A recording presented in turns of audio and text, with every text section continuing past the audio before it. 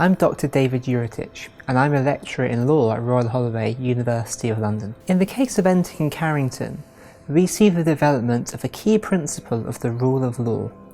The idea that we, as private citizens, can do anything that is not prohibited by the civil or criminal law, but that the state can only do those things which is permitted by the criminal or the civil law.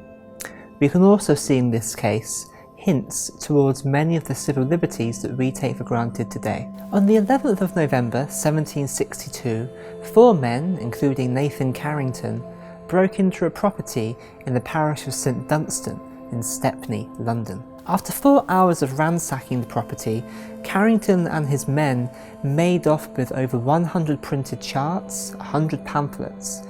The home belonged to John Entick, a prolific author who for the previous 10 years had been paid to write for The Monitor, or British Freeholder, an anti-government gazette. As a contributor to The Monitor, or British Freeholder, Entick was suspected of authoring several seditious or treasonous papers. In response, in 1762, the Earl of Halifax had ordered Carrington and his men to make a strict and diligent search of Entick's property and seize any seditious papers. Entick was held in custody for 5 days. Upon his release, he sued Carrington on the basis that Carrington had illegally trespassed upon his property. Carrington, in his defence, maintained that because he had been acting under a warrant issued by the Earl of Halifax, who was a Secretary of State, he was immune from prosecution under the Constables Act of 1750.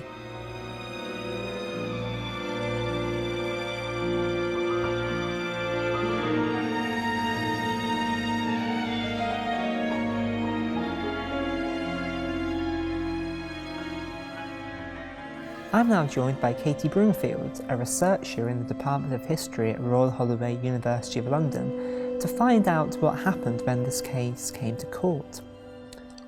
So, Katie, did the issuing of a warrant by the Earl of Halifax and the provisions of the Constables Act 1750 provide Carrington with a defence to the claim in trespass brought by Entick, given that otherwise it would clearly have been an unlawful action?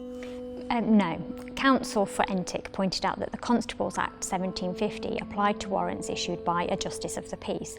As a Secretary of State, but not a JP, the Earl of Halifax didn't have power to issue a warrant such as that issued against Entick. If any such power in a Secretary of State had ever existed, it would appear in our law books.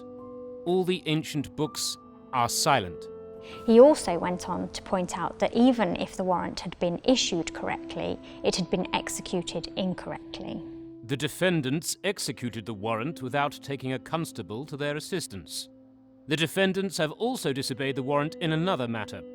Being commanded to bring Entick and his papers before Lord Halifax, they carried him and them before Lovell Stanhope, a law clerk. The Secretary of State in this case never saw the accuser nor the accused. It seems to have been below his dignity. So what did Carrington say to this? Counsel for the defendants argued that warrants such as that issued by the Earl of Halifax had been in use since the Glorious Revolution of 1688. He argued that such precedent justified the use of the warrant in this case, and revealing the seriousness with which the state took the claimant's alleged offence, went on to say, "If it is clear that a Secretary of State may commit for treason and other offences against the state, he certainly may commit for a seditious libel against the government, for there can hardly be a greater offence against the state, except actual treason." So, was Entick guilty of seditious libel? Well, his counsel argued not. He pointed out that Carrington and his accomplices hadn't found any of the papers that they had been searching for, and that it did not appear that Entick was the author of any of the seditious papers mentioned in the warrant. Now it appears that this enormous trespass and violent proceeding has been done upon mere surmise. It is the publishing of a libel which is the crime, and not having it locked up in a private drawer. But if having it in one's study was the crime, no power can lawfully break into a man's house to search for evidence against him. This would be worse than the Spanish Inquisition.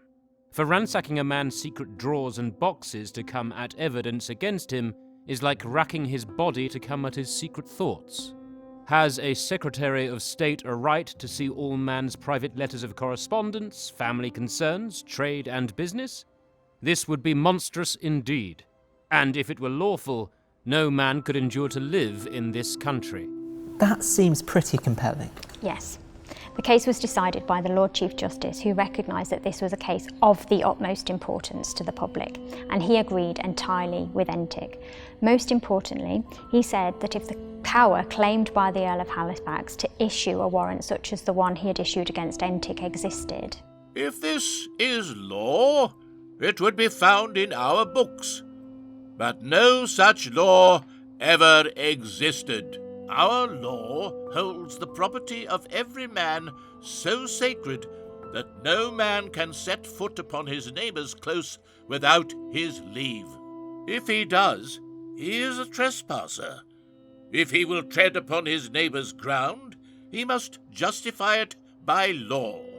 We can safely say that there is no law in this country to justify the defendants in what they have done. Judgment for the plaintiff. The Lord Chief Justice went on to say that if the legislature were of the opinion, as the Earl of Halifax suggested, that it is better for a libel to be seized before it is published, they will make it lawful, thus establishing the principle that the state can do nothing not permitted by civil and criminal law, while citizens are free to do anything not prohibited by civil and criminal law.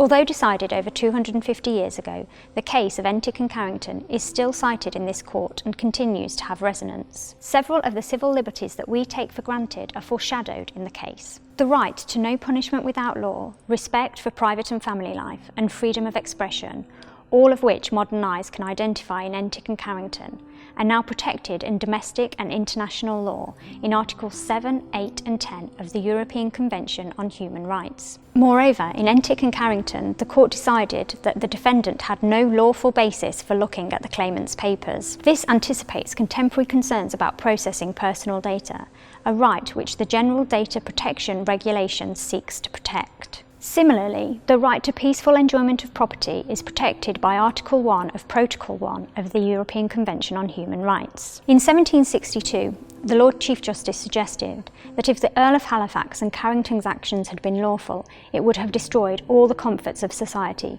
for papers are often the most precious possessions a man can have. A modern equivalent of Entick's papers might be a smartphone. Recent reports reveal that police forces across England and Wales are using new technology to extract data from mobile phones belonging not only to suspects in criminal proceedings, but also witnesses and victims. Privacy campaign group Privacy International have called for the police to obtain warrants before downloading such data. Is this necessary for the comforts of society? What do you think?